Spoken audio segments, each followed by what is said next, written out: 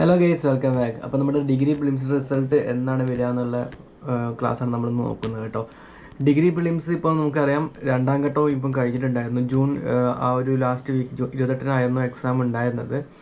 So നമുക്കിപ്പോൾ ഇതിൻ്റെ result എപ്പോഴാണ് വരിക എന്ന് ചോദിച്ചു കഴിഞ്ഞാൽ ജൂലൈ തന്നെ വരും. കാരണം ഓഗസ്റ്റിൽ നമുക്ക് എക്സാം, ഓഗസ്റ്റ് 30 ആ ഒരു റേഞ്ചിലാണ് നമുക്ക് ഈ ഒരു SIൻ്റെ ഒക്കെ മെയിൻ എക്സാം വരുന്നത്. അതുകൊണ്ട് തന്നെ നമുക്ക് ഇതിൻ്റെ ഒരു റിസൾട്ട് നമുക്ക് എന്തായാലും ഒരു ജൂലൈ 15 അല്ലെങ്കിൽ അതിന് തൊട്ടടുത്ത ദിവസങ്ങളോ പ്രതീക്ഷിക്കാം.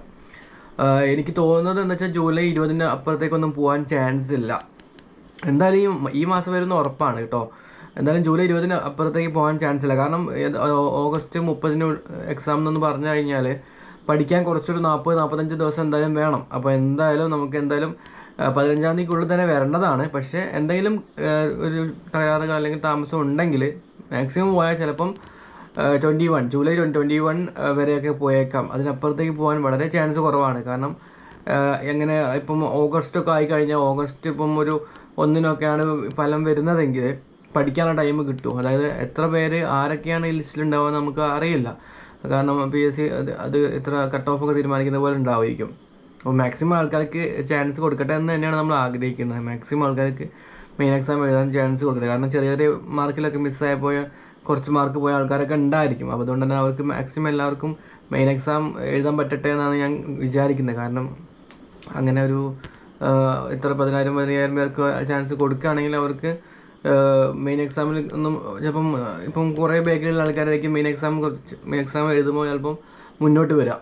ഇപ്പം തട്ടിമുട്ടിയൊക്കെ പ്രിലിംസ് കിട്ടിയ ആൾക്കാർ മെയിൻ എക്സാമിൽ ഫസ്റ്റ് റാങ്കിലേക്കൊക്കെ വന്ന ആ ഒരു നമുക്ക് ചരിത്രമുണ്ട്. അപ്പം അതിപ്പം അങ്ങനെയുള്ളവർക്കൊരു ചാൻസാണ്. അപ്പം മാക്സിമം ആൾക്കാർക്ക് ഇത് ഇൻക്ലൂഡ് ആവട്ടെ എന്നാണ് നമ്മൾ ആഗ്രഹിക്കുന്നത് കേട്ടോ.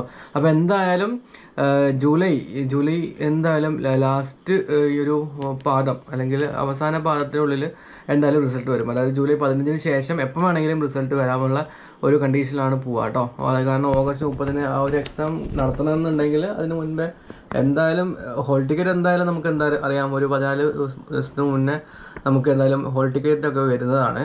സോ അതുകൊണ്ട് തന്നെ നമുക്ക് എന്തായാലും റിസൾട്ട് അതിനായിട്ടൊരു കുറച്ചൊരു 20 ദിവസം മുന്നേ തന്നെ പ്രതീക്ഷിക്കാം. അപ്പോൾ എന്തായാലും ആ ഒരു 20 റേഞ്ചിൽ തന്നെ ആയിരിക്കും എക്സാം റിസൾട്ട് വരിക കേട്ടോ. അപ്പോൾ അധികം ഒന്നും ലാഗ് ആവില്ല. ഇപ്പം തന്നെ വാല്യുവേഷനൊക്കെ കഴിഞ്ഞു എന്നാണ് തോന്നുന്നത്. കാരണം സ്പീഡപ്പ് ആക്കി കഴിഞ്ഞാൽ നമുക്ക് പെട്ടെന്ന് തന്നെ അതിൻ്റെ റിസൾട്ടൊക്കെ പ്രഖ്യാപിക്കാൻ കഴിയുള്ളൂ. അപ്പോൾ വാല്യുവേഷനൊക്കെ അന്തിമ ഘട്ടത്തിലായിരിക്കും. അപ്പം നമുക്ക് എന്തായാലും പ്രതീക്ഷിക്കാം പെട്ടെന്ന് തന്നെ റിസൾട്ട് വരുമെന്ന് വിചാരിക്കാം കേട്ടോ. അപ്പോൾ എല്ലാവരും പഠിത്തം തുടർന്ന് പോയിക്കോളും. കാരണം ലാഗ് ആക്കണ്ട. കാരണം നമുക്ക് എന്താ വെച്ചാൽ ഇപ്പോൾ ഇതില്ലെങ്കിലും വേറെ എക്സാമുകൾക്ക് പഠിക്കാമല്ലോ. ഇപ്പോൾ ഈ ഒരു എക്സാം കിട്ടിയിട്ടില്ലെങ്കിൽ നമുക്ക് മറ്റുള്ള എക്സാമുകൾക്ക് പഠിക്കാൻ പറ്റുമല്ലോ. ഒരു ഡിഗ്രി അല്ലെങ്കിൽ വേറെ ഏതെങ്കിലും +2 ലെവലാണെങ്കിൽ +2 ലെവൽ, വേറെ ഏതെങ്കിലും എക്സാംസ്. അപ്പം അസിസ്റ്റൻറ്റ് സെയിൽസ്മാനൊക്കെ ഇപ്പം നാളെ നടക്കാൻ പോവാണ്. അപ്പം അങ്ങനെ പല എക്സാംസ് വരുന്നുണ്ട്. അപ്പോൾ അതിലേക്കൊക്കെ നമുക്ക് ഉപകാരമായിരിക്കും. അപ്പം അത് വന്നില്ല അതൊന്നും നമ്മൾ ലിസ്റ്റിൽ വന്നില്ലെങ്കിലും കുഴപ്പമൊന്നുമില്ല. അടുത്ത എക്സാമുകൾക്ക് നമുക്ക് പ്രിപ്പയർ ചെയ്യാമല്ലോ. ഒരുപാട് എക്സാംസ് വരുന്നുണ്ട്. ഓക്കെ, അപ്പോൾ എല്ലാവരും നല്ലോണം പഠിക്കും. അപ്പം ഇത് പറയാൻ വേണ്ടിയിട്ടാണ് വന്നിട്ടുള്ള വീഡിയോ കേട്ടോ. അപ്പോൾ എന്തായാലും നമുക്ക് ഈ മാസം തന്നെ പ്രതീക്ഷിക്കാം നമ്മുടെ റിസൾട്ട്.